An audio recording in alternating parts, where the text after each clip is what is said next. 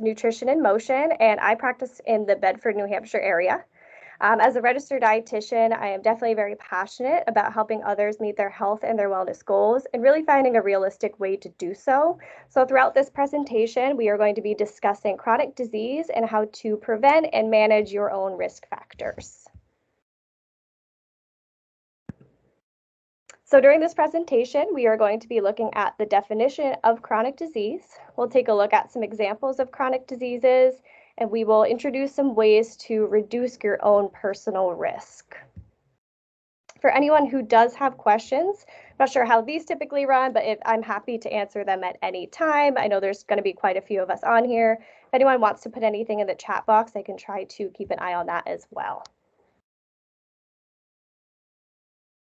So the first step to identifying your risk factor is really knowing your history. So we want to make sure that we have a good idea about our medical history, which typically includes conditions, diseases, allergies, etc., and also knowing our family medical history from our maternal and our paternal sides. So when we look at preventative care, we really want to make sure we're aware of these things, as some chronic diseases have a very, very strong hereditary component. So I will dive into this as we go through.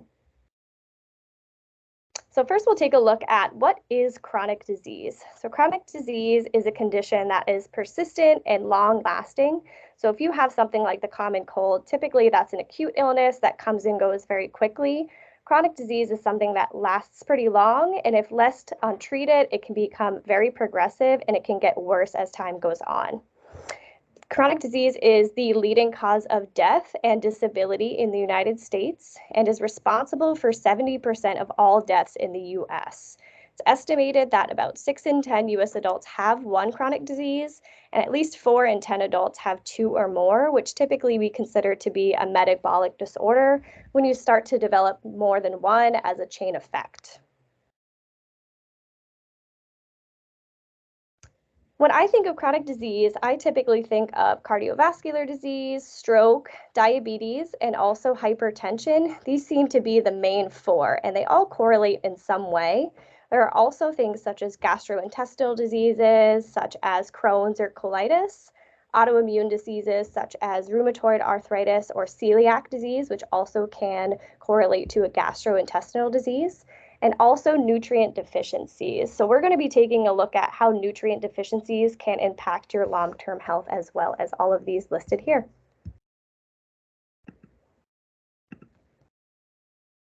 So the main takeaway from this slide, as I know it looks like there's quite a bit of information to take on, is how many people in the United States have diabetes. So I'm going to be talking about diabetes quite a bit in this presentation, as it's something I see on a daily basis and seems to be becoming very prevalent in our society today. It's estimated that over 37 million US adults have diabetes, which is about 1 in 10 Americans, and 1 in 4 of those are undiagnosed. It's also estimated that over 84 million people have prediabetes, which is right before you get to diabetes, and it is something that you can turn around before it gets to full-blown type 2 diabetes. This is 1 in 3 people, sometimes even more, and those numbers keep climbing. The majority don't even know that they have diabetes, as sometimes you don't recognize the symptoms and it becomes too late to actually know. So this is why preventative care is very important. We really want to make sure that we are taking a look at our lab values and making those regular appointments with our primary care. Though some risk factors associated with diabetes include diet, a sedentary lifestyle, certain fat distribution, and also excess weight. Diabetes is also very connected to cardiovascular disease, which I will discuss a little bit more. It's estimated that 75% of people with diabetes will actually die from heart disease or a heart attack.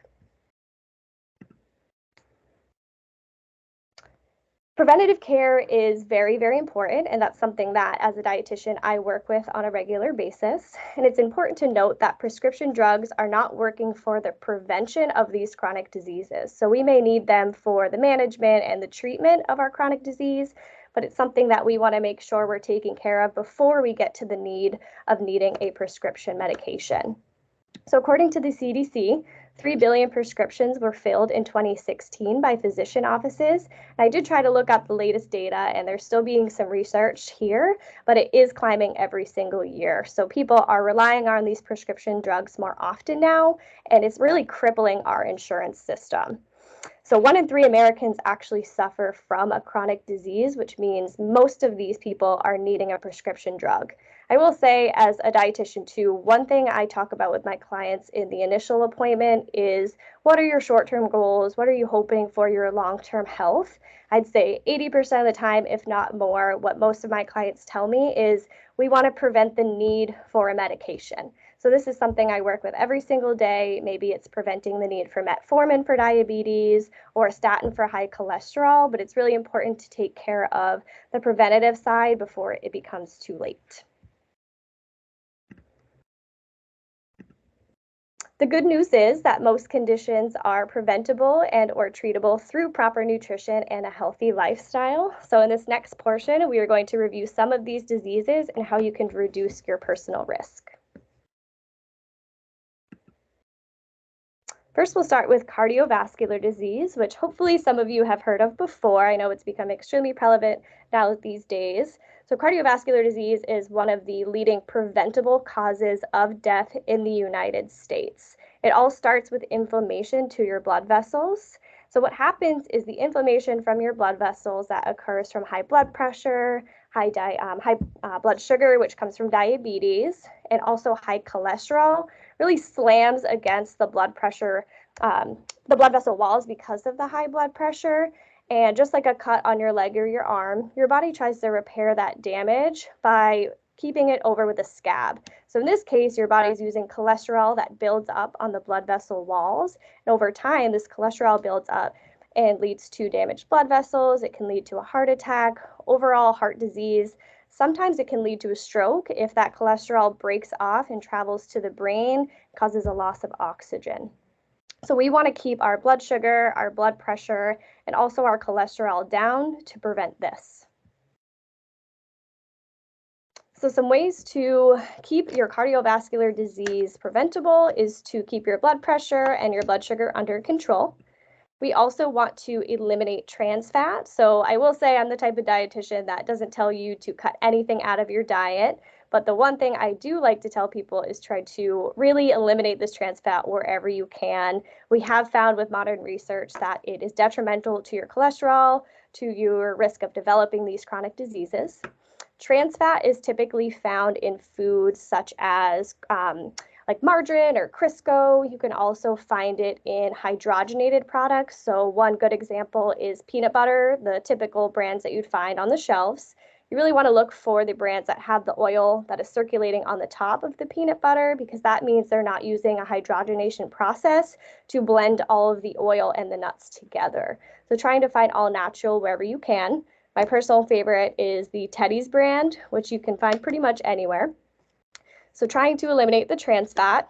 Interestingly enough, products don't have to list trans fat if it's below 0.5 grams per serving. So companies will actually use hydrogenation processes and not have to list that trans fat on the label. So try to look for the word hydrogenation or hydrogenated when you're looking for a baked good or a packaged product. I also recommend limiting your intake of saturated fat, which comes from animal sources, so things like red meat or fatty meats as well. Increasing your intake of unsaturated fat, which comes from sources such as olive oil, also nuts and fatty fish like salmon. And increasing your intake of soluble fiber from things like fruits, vegetables, whole grains, and also beans. If you do have a family history of cardiovascular disease, it may also be beneficial to introduce an omega-3 supplement into your day. Quitting smoking and also getting active, which I will discuss later on. So why cardiovascular disease is the leading preventable cause of death? Strokes are America's #1 most debilitating disease. Strokes are caused by a blood clot or plaque that travels to the brain, blocks the blood vessel to the brain, or causes the blood vessel to burst. So typically there is a loss of oxygen here, which results in a temporary or permanent loss of feeling. Typically after a stroke, people experience physical or mental dysfunction. So some of the ways to prevent a stroke really mirror those of preventing your risk for developing cardiovascular disease. We want to keep our cholesterol low. Sometimes with family history, this does require a statin or a different type of medication. Sometimes diet and lifestyle is not the only thing you can do, but typically it does help. Keeping your blood sugar and your blood pressure in the normal range. Quitting smoking, as smoking does constrict the blood vessels, making it a little bit more difficult for things to pass through, which can lead to that plaque formation, the stroke, or the cardiovascular disease. And getting active, as physical activity can really help to keep those blood vessels elastic.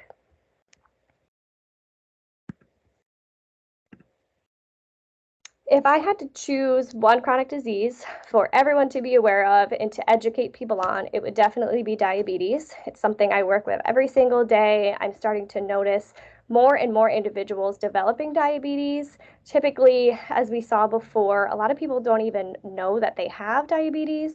It's very progressive, and sometimes it's too late to reverse the damage that has already been done.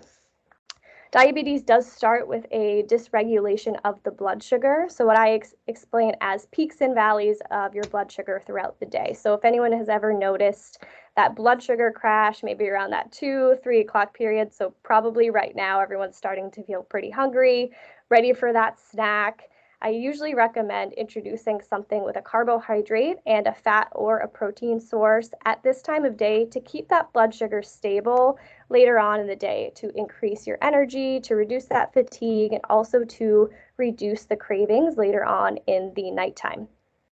It can also start with too much belly fat that is centralized in the abdominal area. It starts with insulin resistance, which leads to prediabetes, which ends up leading to diabetes if not reversed in time.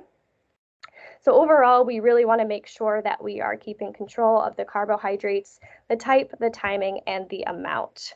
Diabetes does also lead to blindness, kidney disease, and also a loss of limbs if left untreated for a long period of time. And it's also known that the #1 cause of kidney disease and kidney failure that results in the need for dialysis comes from diabetes. So what are some ways that we can reduce our risk of developing diabetes?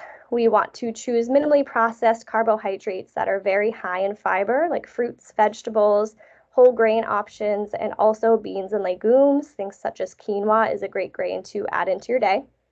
We want to space out the carbohydrates instead of eating them all at one time. Reducing our carbohydrate intake at night, as whatever we are taking in at nighttime is typically not used for energy and will get stored as fat. So if you take in a regular amount of carbohydrates throughout the day and then you decide, I'm going to eat all of my carbohydrates right after dinner, maybe a pint of ice cream, tons of cookies and crackers, that's not going to get used for energy. So it will end up getting stored as fat and can throw off your sleep patterns as well. So just trying to regulate these throughout the day. We also want to quit smoking and get active, which seems to be a common theme with most of these chronic diseases.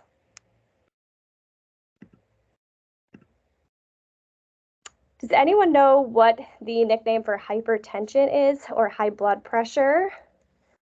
Because this is actually the silent killer. So 1 in 3 adults over the age of 20 have high blood pressure or hypertension. And it is actually the #2 reason that people are on dialysis with chronic kidney failure or disease. 80% of all strokes are actually caused by high blood pressure. So it's constricting the blood vessels, it's making it more difficult for things to travel through. Sometimes it can cause a blockage. So hypertension is definitely something we want to manage and make sure you're getting your blood pressure checked every time you go to your PCP. They do recommend that you check it at home. I would definitely keep on top of that and make sure you're checking your levels when recommended.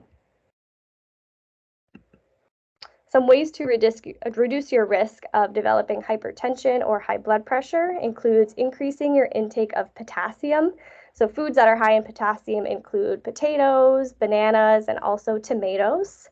Reducing your intake of salt, so choosing salt-free seasonings whenever possible and trying to purchase foods on the market that are low sodium or lower in sodium naturally.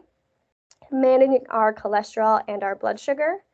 Managing stress, as stress is one of the main causes for high blood pressure. Of course, I know that is easier said than done these days, but just something to be mindful of. Quitting smoking, as we know, it can constrict the blood vessels, and being active, as we know, it can make those blood vessels a little bit more elastic.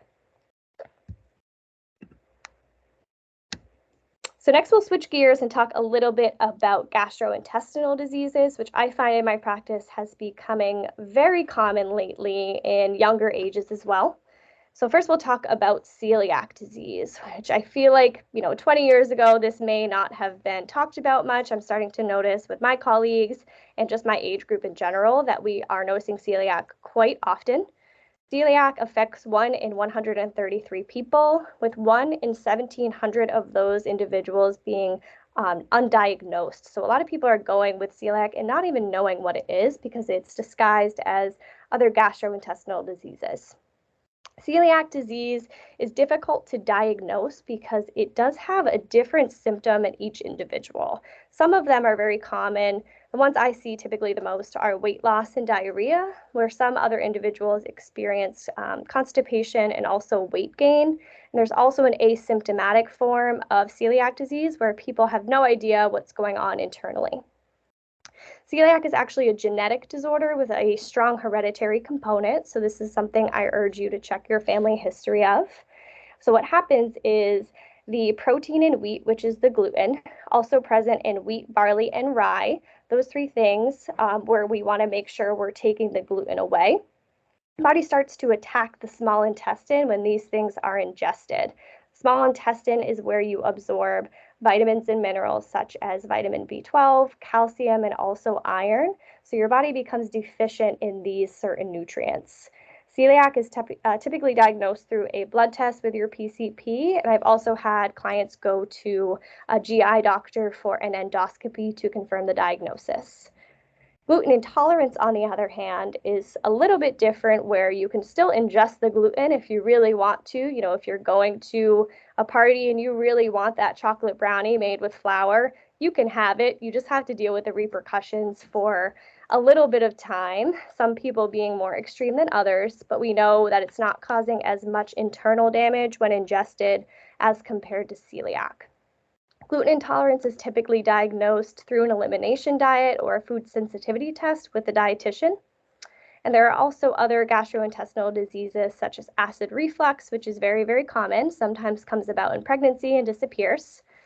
Crohn's, colitis, and also diverticulitis, which is the inflammatory form of diverticulosis.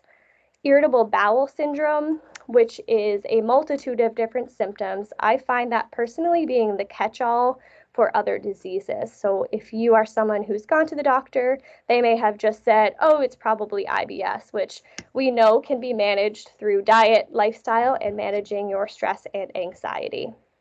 So if you experience any of these symptoms, I urge you to talk with your PCP, also a dietitian, as they can help you figure out the root cause.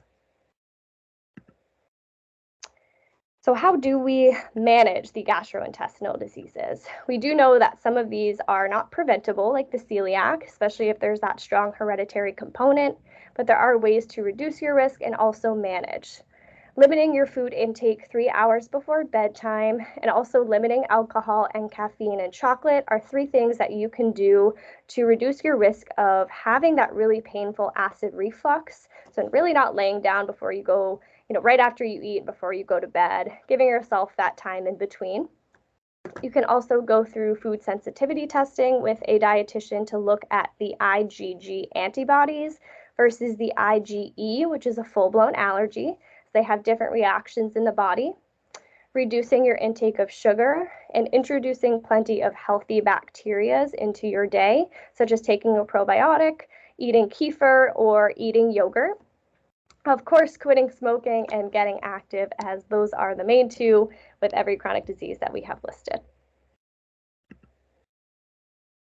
Now we'll talk a little bit about autoimmune disorders. So about 1 in 3 people have an autoimmune disorder. Sometimes these do have that strong hereditary component where they're not as easy to prevent, but there are things that you can do to live with it and make it more manageable for yourself. So first we'll talk about thyroid disorders. This is known as Hashimoto's or Graves' disease. There is a multitude of different thyroid disorders, but these are the two that I see mainly. It's basically when your body starts to attack its own organs. In this case, it's attacking the thyroid and makes it difficult to produce the thyroid hormone. So if you've ever heard the diagnosis of hypothyroidism or hyperthyroidism, this all relates to an autoimmune disorder going on throughout the body in which it's attacking its own organs. We also have type 1 diabetes, which is developed as an adolescent typically, and this one is unfortunately not preventable, whereas type 2 diabetes is preventable with diet and lifestyle. There's also lupus, which is the chronic inflammation of healthy tissues in the body, rheumatoid arthritis, which may be that stiffness you're experiencing for more than an hour in the morning, where the joints are attacking themselves. We also have MS. And I will say that since autoimmune disorders are very strong hereditary, you should first check with your family history to make sure there is no history of this happening. And if so, you can talk with your PCP and have them do a simple blood test to be able to diagnose these so you're able to manage them better for your future. So as we know that most autoimmune disorders are not completely preventable, we can do things to manage them. So one thing you can do is check your vitamin D level. This is something I tell all of my clients as I am located in the New England area. We get vitamin D from the sun, and in this time of year, in the winter, we really can't get much of that. So typically 90% of us become deficient in vitamin D, which is really important for your immune system. So I urge you to get these levels checked at least annually if possible, and have the PCP be able to tell you if you have a good vitamin D level, which is apparently about 60 to 75. I typically see in this climate between 40 and 60. If I do see that, I tell my clients to start introducing a vitamin D supplement. We can also focus on anti-inflammatory foods like olive oils, fruits, vegetables, and mainly those foods that are very, very high in fiber, which helps to slow the digestion of certain foods. We can go through food sensitivity testing to check those IgG antibodies to make sure that certain foods we're eating are not causing more inflammation in our gut, where the gut seems to hold most of our immunity. We also want to limit pro-inflammatory foods such as those trans fats or saturated fats whenever possible, and also quit smoking.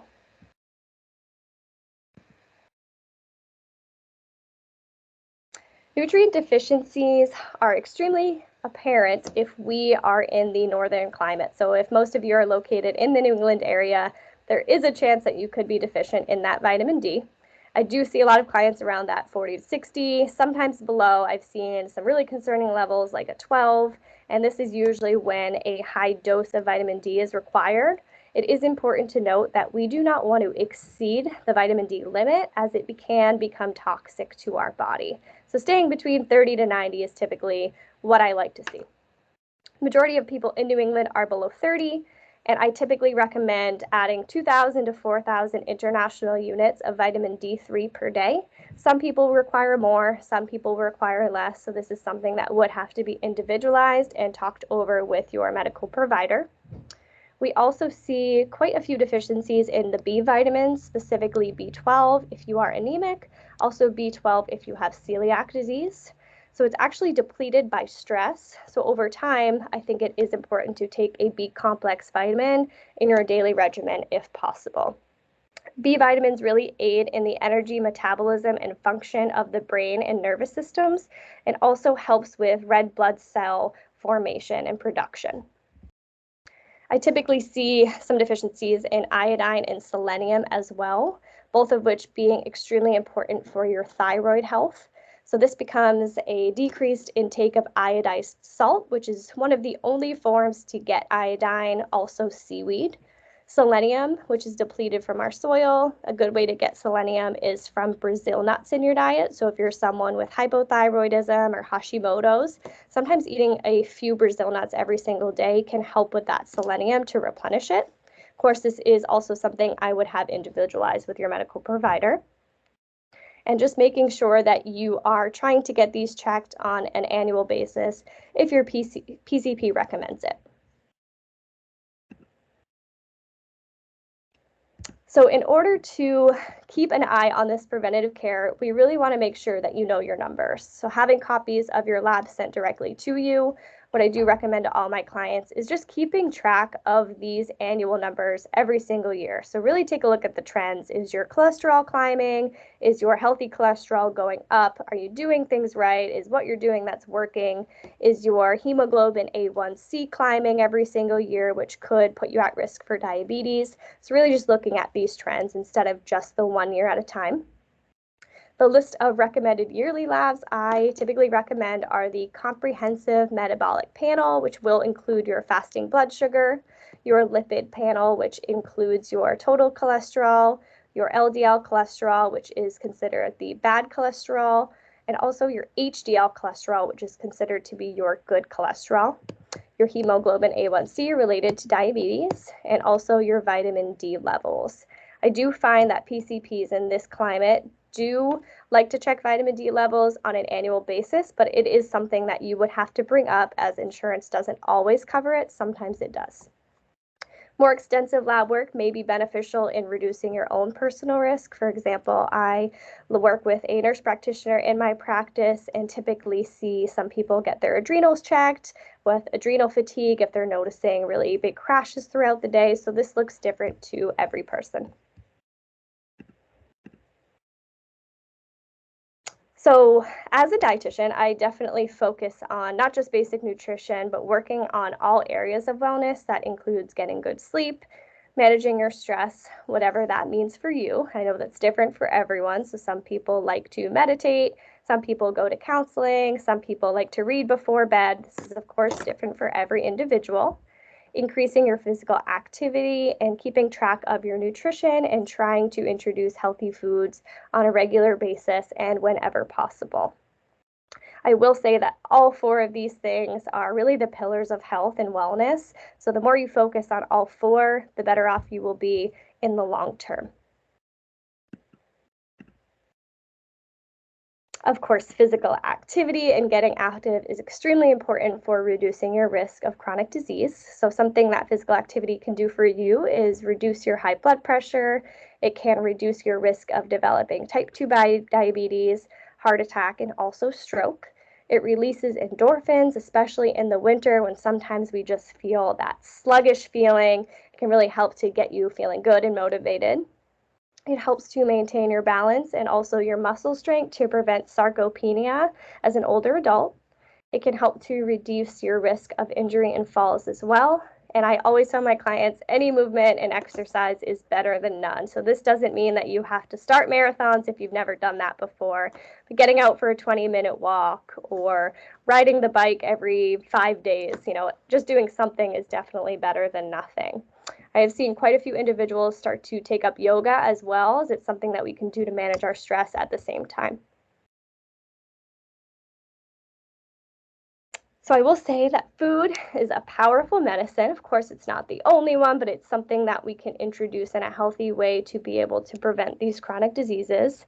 So to reduce your risk of that chronic disease, diet and lifestyle is truly of the utmost importance. The body is a very complex system. So disease occurs when we get too much of the bad stuff, like the highly processed foods, a lot of trans fat, saturated fat, bad bugs, toxins, allergens, and too much stress that is causing inflammation in the body or the gut. And we're not getting enough of the good stuff like whole fresh food, water, air, light, especially from the vitamin D, getting plenty of rest, being physically active, getting really good sleep, meaning and purpose. So one thing I always take a look at during my initial appointment with clients is what does your sleep look like? How is your stress managed? And what is your digestive system like? Because these 3 things can really give you an idea of what's happening overall. So in summary, it is important to take your personal responsibility for your health. Fad diets, diet foods, and prescription medications are not the answer for preventative health care. They just aren't working for that side of things. Maybe working for the management and all of that, but we really want to make sure that we're taking control before we get to a point of needing those medications. And really, lifestyle change is what we have found that makes the biggest difference in your short and your long-term health. So next steps, I urge you to check to see if there is a family history of any of the chronic diseases that we have discussed today. I urge you to also review your most updated lab panel or go to your PCP for lab work if that hasn't been done in some time, and try to keep track of those patterns overall over the years to make sure that you're not climbing in the right direction.